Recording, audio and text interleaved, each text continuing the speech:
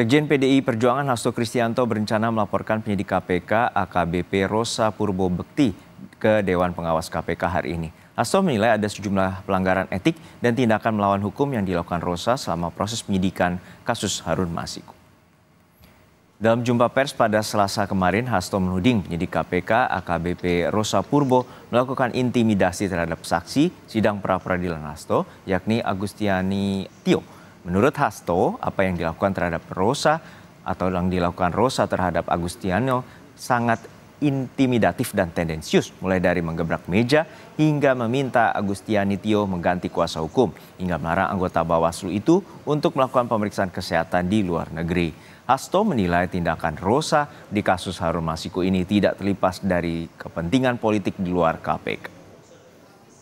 Banyak yang mengatakan kepada saya bahwa kini tiba saatnya untuk melakukan suatu gugatan, suatu declaration of our objections, atau suatu sikap resmi sebagai warga negara Republik Indonesia yang sah terhadap perlakuan berlebihan berupa suatu pelanggaran etik dan tindakan melawan hukum yang dilakukan oleh saudara Rosa Purwobekti. Apa yang dilakukan oleh penyidik KPK tersebut selain sangat intimidatif, tendensius, juga tidak bisa dilepaskan dari kepentingan politik di luarnya. Dalam panggung besar politik di Indonesia, apa yang terjadi tidak bisa dilepaskan dari sikap-sikap politik yang saya sampaikan sebagai Sekretaris Jenderal DPP PDI Perjuangan. Sikap kritis itulah yang menciptakan hadirnya rasa tidak senang dalam diri seseorang yang mengidentikan dirinya sebagai seorang raja.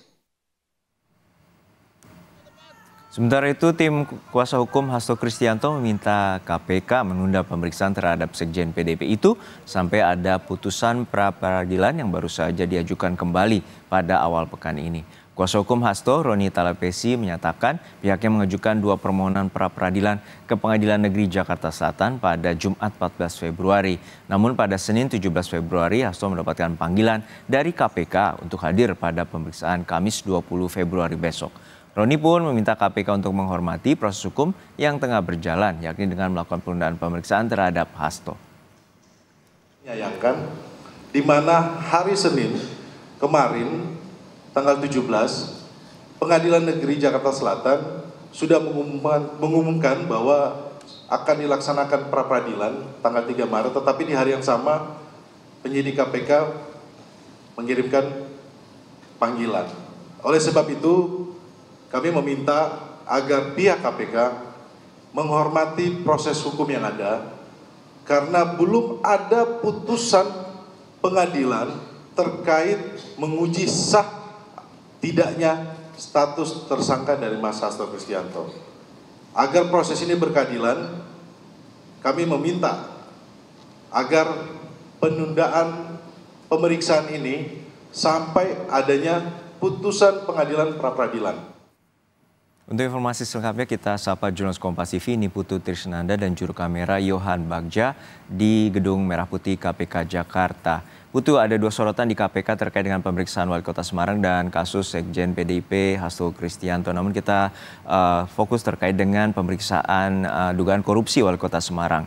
Untuk saat ini apa saja yang ingin digali oleh penyidik KPK mengingat ada 3 kasus dugaan korupsi yang melibatkan namanya?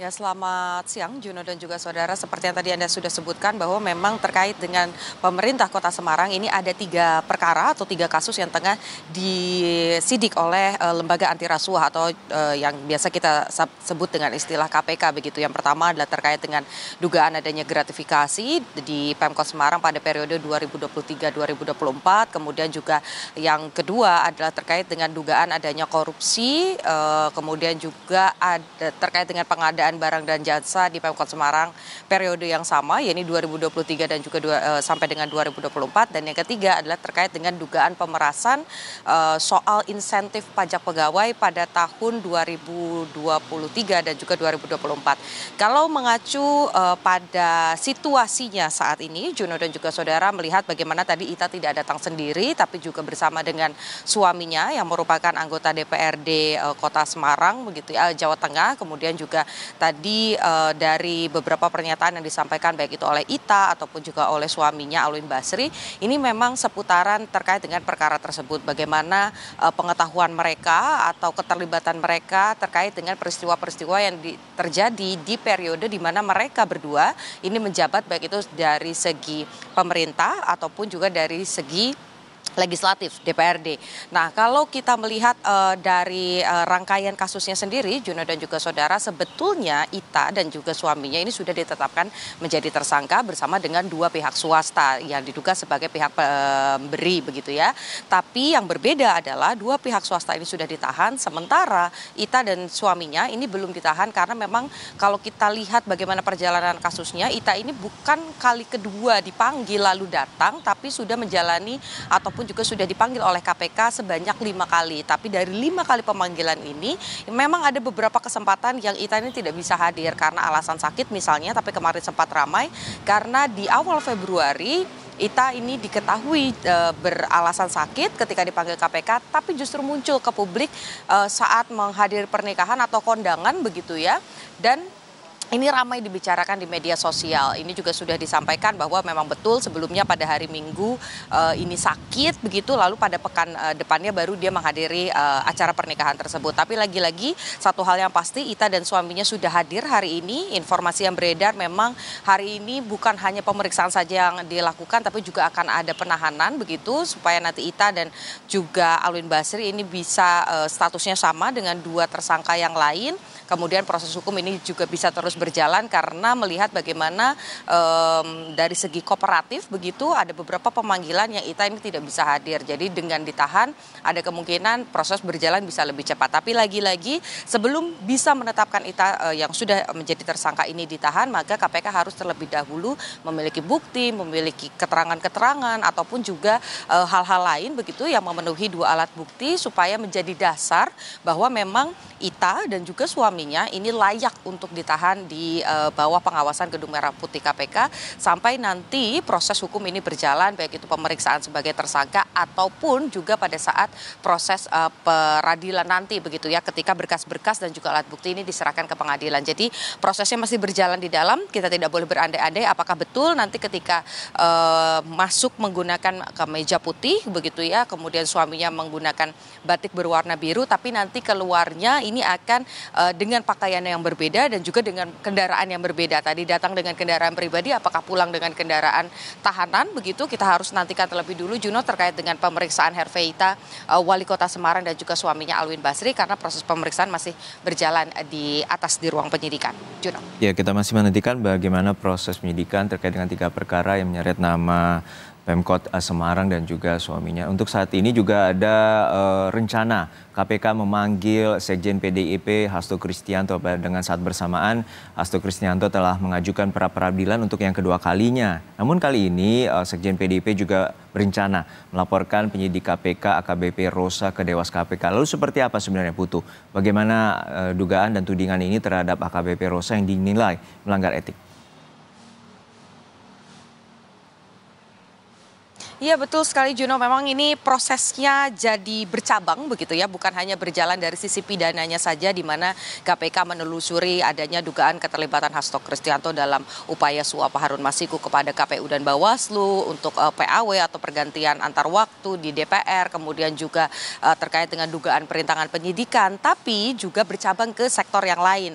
Sektor apa? Yang pertama adalah terkait dengan etik di mana dari kubu Hasto ini menuding bahwa salah satu penyidik KPK yakni Rosa Purba ini melakukan hal-hal yang melanggar etik dari proses pemeriksaan begitu sebagai penyidik. Pertama menggebrak meja, kemudian ada upaya yang dinilai begitu oleh kubu Hasto ini intimidatif sehingga kemudian salah satu saksi yang juga hadir di persidangan Hasto Kristianto yakni Agustiani Tio ini merasa terintimidasi, apalagi ketika ada larangan bepergian ke luar negeri, padahal sebelum ada kasus ini muncul lagi ke publik, kita tahu kasus ini sudah muncul dari tahun 2020, kemudian proses pidana persidangan ini sudah berjalan begitu, lalu muncul lagi di tahun 2024 sampai dengan saat ini, sehingga dari jeda waktu tersebut disampaikan bahwa Agustiani Tio ini memang sebelumnya sudah menjalani proses pemeriksaan kesehatan atau pengobatan kanker di Guangzhou. Nah, dengan adanya adanya pelarangan ke luar negeri, maka tentu saja